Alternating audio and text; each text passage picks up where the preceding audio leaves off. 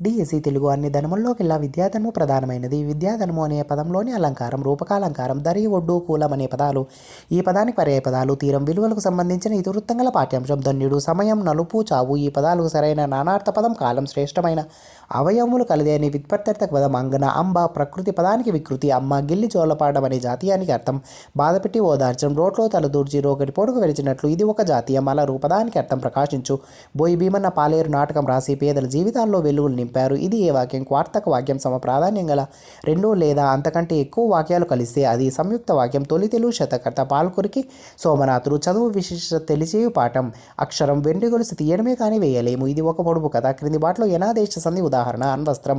ఇహ పరాలు పదంలోని సమాసం. ద్వంద్వ సమాసం. మహాకావ్యముల నుండి రసాత్మక ఘట్టములు లేదా ఒకే కథా వస్తువు కలిగిన ఘట్టములు విడిగా గ్రహించి రచించిన కావ్యాన్ని ఇలా అంటారు. ఖండకావ్యం. అగ్నిధార రుద్రవేణులు రచించింది.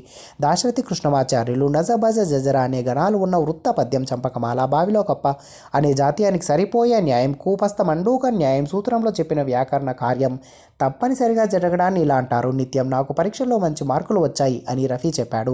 ఈ వాక్యాన్ని పరోక్ష కథనంలోకి మార్చగా తనకు పరీక్షల్లో మంచి మార్కులు వచ్చాయని రఫీ చెప్పాడు. సగనం గణాలు. 1 క్రింది పదాల్లో వ్యతిరేకార్థక పదం. వెళ్ళక. విద్యార్థి శతకకర్త. గరికిపాటి మల్లావదాని. రాము గుడికి వెళ్ళాడా? ఇది ఏ వాక్యం? ప్రశ్నార్థక వాక్యం.